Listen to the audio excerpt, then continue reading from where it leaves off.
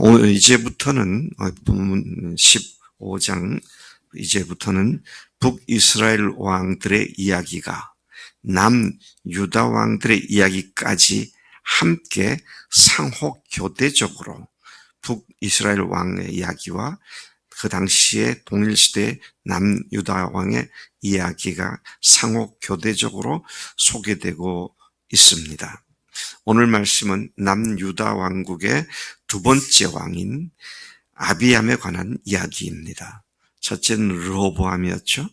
둘째가 이제 아비암입니다. 북이스라엘의 왕 여로보암 18년 했을 때 18째 해에 남왕국의 르호보암이 죽습니다. 그리고 그의 아들 아비암이 유다 왕으로 등극을 하죠. 그의 통치 기간은 불과 3년밖에 되지 않았습니다. 제가 이 말씀을 읽으면서 기가 차더라고요. 3년밖에 되지 않은 그 짧은 기간에 그가 한 일이란 하나님이 보시기에 극히 악한 일만 했구나. 참 기가 차다. 참 인간이 이렇구나. 그런 생각이 들더라고요. 자, 여기 그가 왜 이런 사람이 되었는가 보고 자란 것이 그겁니다. 아버지가 그렇게 했죠. 근데 그 어머니도 마찬가지였구나. 1절에 보면 아비암에 관한 언급 중에도 어제 르호보암 왕의 이야기처럼 그의 어머니 이름이 등장을 합니다. 그의 어머니 이름은 마아가요 아비살롬의 딸이라. 근데 어제 르호보암의 어머니는 암몬 여자였습니다. 이방 여인이었어요. 그런데 여기 아비암의 어머니의 이름은 마아가요 아비살롬의 딸이다. 이방 여인이란 말이 없습니다.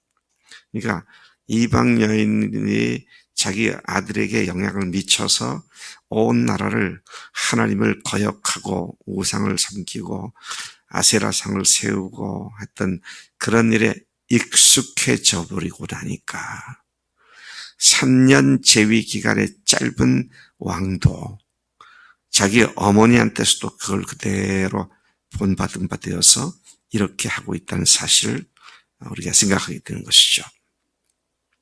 물론 여기에 그 어머니에 관한 이야기가 더 자세히 나와 있지는 않습니다만은 그가 치리하면서 행한 짓을 보면 그 어미에게서 본받은 것이 많았기 때문에 굳이 그 어머니의 이름을 여기다 쓰지 않았는가 그런 생각을 하게 되는 것이죠. 자, 3절에 보면 매우 그 사실을 얘기하고 있는데요. 아비암이 그의 아버지가 이미 행한 모든 죄를 행했다. 그렇게 말하죠. 아버지가 한 짓을 똑같이 했다. 또 그의 마음이 그의 조상 다윗의 마음과 같지 아니하여 그의 하나님 여호와 앞에 온전하지 못했다. 참 제가 이 말씀 보면서 또 놀라게 되었습니다. 왜 놀라게 되었냐면 지금 아비암은 다윗으로부터 4대 후손입니다. 그렇죠? 다윗, 솔로몬, 르호보암, 아비암 4대 후손이에요. 그런데 4대까지 가면서 그들이 잘못했다, 잘했다를 판단하는 근거와 기준이 되는 것이 4대 선조 다윗이었구나. 그것은 물론 그 후 예수님 오시기까지도 다윗이 그들의 삶의 기준이 돼서 다윗의 한 행위에 비추어 사람들이 자기가 어떻게 살고 있는지에 대한 평가를 계속했습니다마는 한 사람의 똑바른 삶은 수많은 사람들의 기준이 되는 거구나. 마음에 도전되더라고요. 나는 기준이 되는 삶을 제시하는 그런 사람인가? 아니면 그 기준에 맨날 정죄받는 삶을 사람인가? 자, 이런 것들은 우리가 좀 깊이 생각해 봐야 할 문제다 하는 것입니다. 여기서 온전치 못했다 그러는데요. 온전치 못했다는 말은 하나님의 말씀을 듣지도 않았고 순종하지도 않았단 말입니다. 온전했다는 말은 반대로 하나님의 말씀을 듣고 그대로 순종했단 말이죠. 하나님 앞에 온전한 삶이란 실수하지 않는 삶이다. OX. 누구나 실수합니다. 그들의 이스라엘의 표준이 되었고 기준이 되었던 다윗도 실수를 했습니다. 그것도 아주 역겨운 실수를 했습니다. 파렴치한 짓을 했어요. 남의 아내를 빼앗고 그 다음에 그 남편을 전쟁터에 몰아넣어서 죽이고 간음을 했고 살인죄를 했고 동시에 두 가지 죄를 범했습니다. 그런데 하나님은 그를 온전하다 그랬어요. 이걸 보면 실수를 하지 않는 것이 온전한 것이 아니라 다윗의 경우에는 실수를 한 뒤에 어떻게 했습니까? 철저히 회개했습니다. 시편에 그가 고백하고 회개한 내용을 보면 밤새도록 침상을 눈물로 적셨다 그랬어요. 그가 주님 앞에서 하나님 앞에서 회개하는 장면을 보면 좀 처절합니다. 여러분, 회개란 그런 것입니다. 하나님 죄송해요. 아니에요. 나의 근본이 또다시 하나님을 욕되게 만들고 하나님을 무시한 그 죄에 대해서 철저하게 회개를 하죠.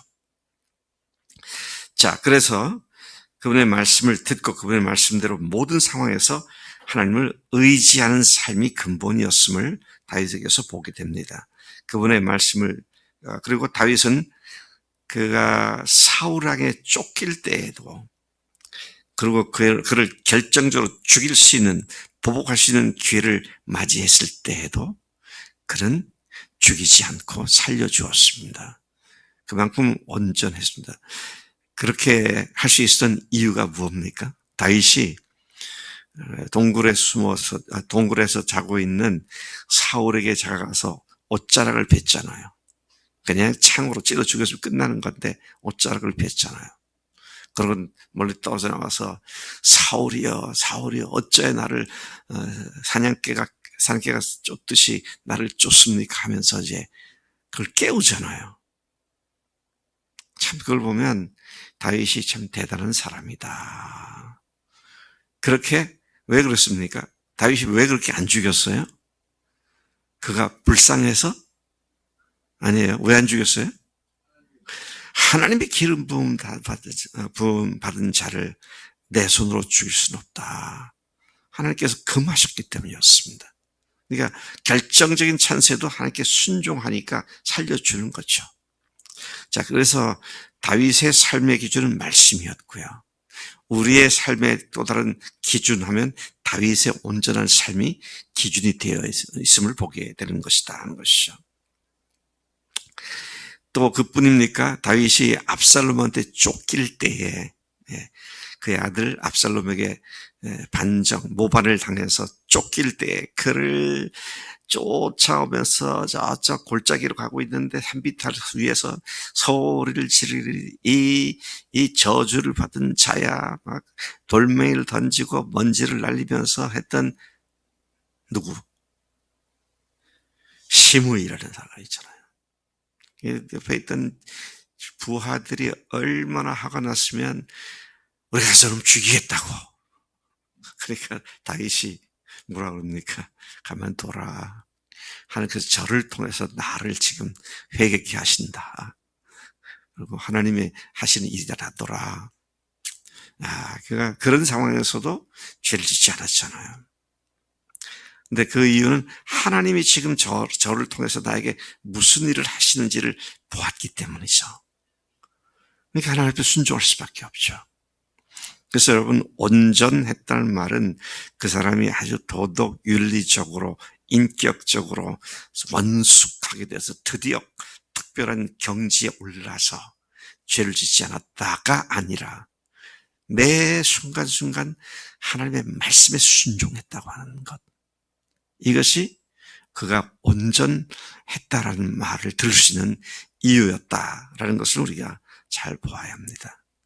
우리가 사람들한테 속이 상합니다. 사람들한테 원망을 합니다. 사람들한테 보복을 할 마음도 생깁니다. 이제 그런 마음은 누구나 있어요.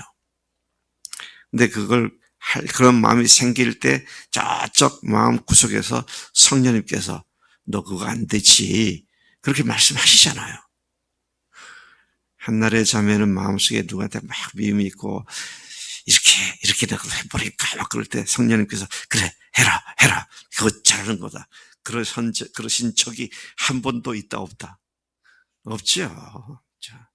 근데 그거 묵살하고 내 감정대로 하니까 문제가 되는 거잖아요. 온전하다는 말은 그런 마음이 솟지 않는다 아니고요. 주님의 말씀을 듣고 주님의 말씀에 순종하는 것이 온전한 삶이다. 우리가 그걸 철저하게 생각을 해야 하고 또 그렇게 살아야 한다는 것입니다. 그런 다윗을 위하여 하나님께서는 예루살렘에서 그에게 등불을 주셔서 그 아들을 세워 뒤를 잇게 하시고 예루살렘을 견고하게 해주셨는데 그 이유가 뭐냐? 5절에 그가 평생에 여호와 보시기에 정직하게 행하지 못한 경우가 없었고 다만 햇사람 우리아의 아내 밧세바를 가로채고 그 남편 우리아를 전장터에서 죽임을 당하게 만들어 그를 죽인 일 외에는 모든 일에 정직하게 행하고 자기에게 명령하신 모든 일을 어기지 않았다. 그렇기 때문에 그가 온전한 자였다. 이거 빼놓고는 다 온전했다. 근데 그 빼놓고는 하는 그 빼놓고에 해당하는 죄가 뭡니까? 흉악한 범죄였습니다. 살인죄고 간음죄고요. 우리 가운데 누가 이런 것을 공공연하게 해서 들켰다 그러면 다 돌멩이 다 던질 거예요. 이런 악한 자가 말이지 내 옆에 있었구나 그러면 이제 돌멩이도 던질 판이죠. 그런데 다윗이 그랬잖아요. 근데 그래서 하나님 앞에 철저하게 회개하고 주님의 회복을 받게 되죠. 오늘 우리가 아무리 큰 죄를 지어도 회개하면 주님께서 우리를 회복시키시고 온전한 가운데를 계속 나가게 하는 줄로 믿습니다. 그분은 그 일을 위하여, 하나님은 그 일을 위하여 아들을 대신 희생시키셨고 그리고 부활시키셔서 우리의 온전함을 온전히 이룰 수 있는 모든 가능성을 다 열어놓고 우리에게 그 길을 가라고 말씀하시는 것이죠. 우리의 실수는 우리를 하나님 앞에 바로 세움을 받게 해주는 건설적인 결과를 가져오게 되도록 회개하는 것이 우리에게 최선의 길이다. 이 사실을 생각하게 됩니다. 자, 그런데 그가 짧은 3년 기간 동안 악한 길을 감으로 말미암아 6절 이하에 보니까 르호보암과 여로보암 사이에 사는 날 동안에 전쟁이 있었던 것처럼 그 짧은 3년 기간 동안 아비암과 여로보암 사이에도 전쟁이 있었다. 그 짧은 3년 제기간 동안 나라가 평안할 날이 없었다. 그렇게 아비암은 죽었고 조상과 함께 다윗성에 장사되었고 그리고 제3대 왕 유다국 3대 왕으로 그의 아들 아사가 아비암의 뒤를 이어 제3대 왕으로 등극을 했다. 오늘도 하나님은 온전한 믿음의 사람을 찾고 계십니다. 말씀을 들은 대로 순종하는 우직한 그리스도인들을 찾고 계십니다. 그들로 하여금 금쪽 같은 삶을 살도록 역사하십니다. 동이 아니라 노시 아니라 금으로 대우하시고 그런 사람을 사용하시는 주님이신 줄로 믿습니다. 우리 속에 이 소망을 가지고 오늘도 다시 주 앞에 회개하고 깨끗함을 회복받는 복된 시간 되기를 축복합니다. 하나님 아버지 감사합니다. 이 아침에 짧은 3년 재위 기간 동안 아비암이 어떻게 하나님 앞에 악한 왕이었는지를 비추어 주시면서 그의 4대조 할아버지 다윗에 비교하여 어떻게 오늘 우리가 주님 앞에 온전한 삶을 살아야 하는지를 말씀해 주신 것 감사합니다. 저희들의 현재 상태로는 온전할 수 없사오나 그러나 주님의 말씀대로 순종하면 우리가 온전한 가운데 들어갈 수 있음을 믿습니다. 또 넘어졌다 할지도 회개함으로 온전함으로 다시 복귀할 수 있음도 믿습니다. 하나님 이 온전함을 우리의 삶의 가장 특징으로 삼도록 은혜와 긍휼을 베풀어 주시고 성령님께서 그러한 능력으로 우리를 붙잡아 주시는 줄로 믿습니다. 감사하고 예수님의 이름으로 기도를 쌉나이다. 아멘. 아멘.